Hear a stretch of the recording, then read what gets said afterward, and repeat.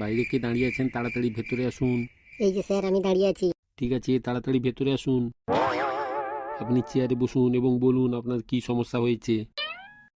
আগে আপনার নামটি বলুন। স্যার আমার নাম ঢেলু। ঠিক আছে, আপনার নাম ঢেলু সেটা না হয় বুঝলাম, বলুন আপনার সমস্যাটা কি। স্যার আমার সমস্যা খুব জটিল সমস্যা স্যার। আরে সেটা তো আমি ভালোভাবে বুঝতে পেরেছি, সমস্যা জটিল না হলে কেউ কি আর পুলিশ স্টেশনে আসে? তো জটিল সমস্যাটা কি সেটা তো আগে বলুন। স্যার সমস্যাটি হলো আমার সাইকেল চুরি হয়ে গেছে। ও, সাইকেল চুরি হয়েছে, এটা আবার জটিল সমস্যা কি করে হলো? সাইকেলটা কি তোমার শ্বশুর মশাই দিয়েছেন নাকি সবুজ সাথী থেকে পেয়েছেন? না স্যার, ওটা আমাকে কেউ দেয়নি, আমি কোথা থেকে পাইনি, এটা আমার নিজের টাকায় কেনা সাইকেল স্যার। আচ্ছা, তাহলে সাইকেলটা কখন চুরি হয়েছে? সকালবেলা স্যার আমি সাইকেল দেখে চায়ের দোকানে চা খাচ্ছিলাম, ফিরে এসে দেখি সাইকেল উধাও। বুঝতে পারলাম। আপনার সাইকেল দেখতে কেমন ছিল? দেখুন স্যার, সাইকেল সাইকেলের মতনই দেখতে, তবে ওটা ছিল পেশাল। কিভাবে পেশাল?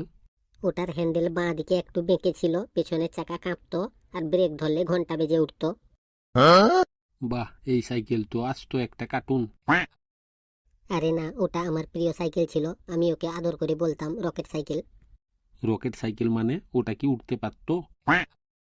না, উঠতে পারতো না, তবে চালানোর সময় মনে হতো আমি নিজেই উঠছি। আচ্ছা ঠিক আছে, চোর সম্পর্কে কিছু জানেন? চায়ের দোকানের সামনে এক সন্দেহজনক লোককে দেখেছিলাম। কি করছিল লোকটি? লোকটি দাঁড়িয়ে দাঁড়িয়ে সাইকেলের দিকে তাকিয়েছিল, আর সাইকেলটাও তাকিয়েছিল ওর দিকে। সাইকেল তাকিয়েছিল মানে আপনি কি বলতে চাইছেন?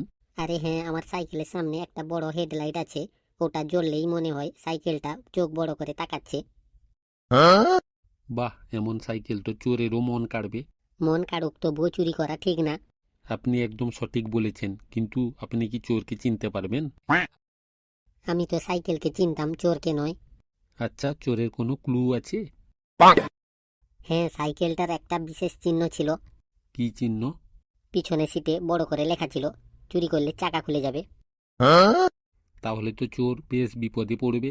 একদম স্যার, এখন হয় চোর সাইকেল ফেরত দেবে, না হয় রাস্তার মাঝখানে চাকা খুলে পড়ে হাত পা ভেঙে যাবে।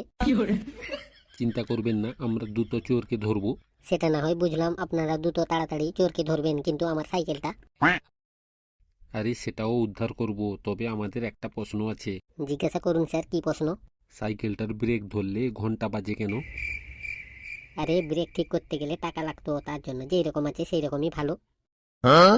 বাহ, আপনি তো আসলেই সাইকেলের প্রেমে পড়েছিলেন।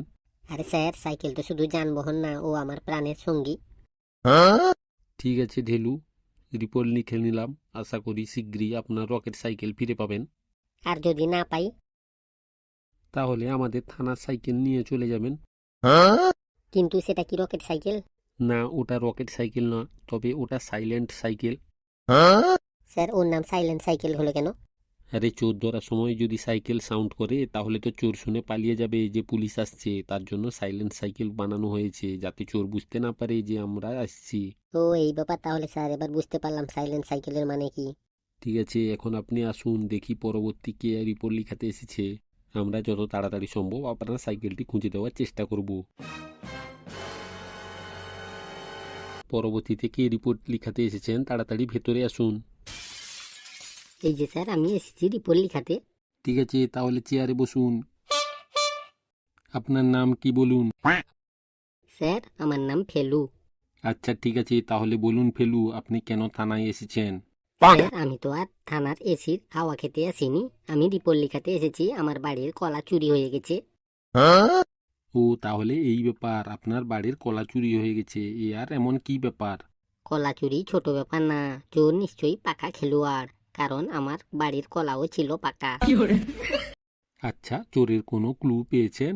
অবশ্যই স্যার, ক্লু তো আমি পেয়েছি, চোর পাকা কলা খেয়ে খোসা ফেলে গেছে। খোসা তো ফেলে গেছে সেটা না হয় বুঝলাম, তা খোসা দিয়ে কি বোঝা গেল? স্যার খোসার উপর পা দিয়ে আমি পা পিছলে পড়ে গেছি, এর মানে চোর বেশ তাড়াহুড়াই ছিল। আর কি কোনো কিছু ক্লু পেয়েছেন? হ্যাঁ, এখনো কলার গন্ধ বাতাসে আছে, চোর মনে হয় বেশি দূর যেতে পারেনি। বাহ ফেলু, আপনি তো সত্যি এক নম্বর গোয়েন্দা। তা না হয় মানলাম, কিন্তু চোরের বিরুদ্ধে অভিযোগ কি লিখবেন? আমি অভিযোগ লিখব, যে চোর কলা খেয়ে পালিয়ে গেছে এবং খোসা ফেলুর বাড়িতে ফেলে রেখে গেছে এবং ফেলু সেই খোসার উপর পা পিছলে পড়ে পা ভেঙে গেছে। কিন্তু স্যার আমার তো পা ভাঙেনি, আমি তো পায়ে হেঁটে থানায় আসলাম রিপোর্ট লিখাতে, তাহলে আপনি মিথ্যে মিথ্যে কেন পা ভাঙার রিপোর্ট লিখবেন? তাহলে কি লিখবো ফেলু, আপনিই বলে দেন। আমার মনে হয় আপনার কনস্টেবলদের পাঠিয়ে দিন হসপিটালে পাহারা দেওয়ার জন্য। কলা চুরি হলো আপনার বাড়িতে এবং কনস্টেবলদের পাঠাবো হসপিটালে, ইয়ারকি মারছেন নাকি? না স্যার, আমি কোনো ইয়ার্কি মারছি না, আমি সিরিয়াসলি বলছি। সিরিয়াসলি বলছেন মানে? কনস্টেবলটা হসপিটালে গিয়ে কি করবে? আসলে স্যার আমি বোঝাতে চাইছি, চোর যে আমার বাড়ির এতগুলো কলা খেয়ে পালিয়ে গেছে, চোরের নিশ্চয়ই এতক্ষণে গ্যাস হয়ে গেছে, তাই সে গ্যাস সারাতে হসপিটালে যাবে চিকিৎসার জন্য, এবং চিকিৎসায় গেলে কনস্টেবলটা যদি ওখানে থাকে তাহলে ধরে ফেলবে, আর একবার ধরে ফেললে আপনার চোরকে শাস্তি দেওয়া খুব সহজ হয়ে যাবে। বাহ ফেলু বা, আপনার বুদ্ধি তো খুব সাংঘাতিক। এত বুদ্ধি নিয়ে আপনি রাত্রে ঘুমাতে পারেন তো? হ্যাঁ স্যার, কোনো চাপ নেবেন না, আমি রাত্রি আরামে ঘুমাই। তাহলে এখন আপনি বাড়ি চলে যান, আমরা কনস্টেবলদের পাঠিয়ে দিচ্ছি। যদি চোর ধরা পড়ে তাহলে আপনাকে ডেকে আনা হবে। ঠিক আছে, তাহলে আমি এখন বাড়ি চলে যাচ্ছি।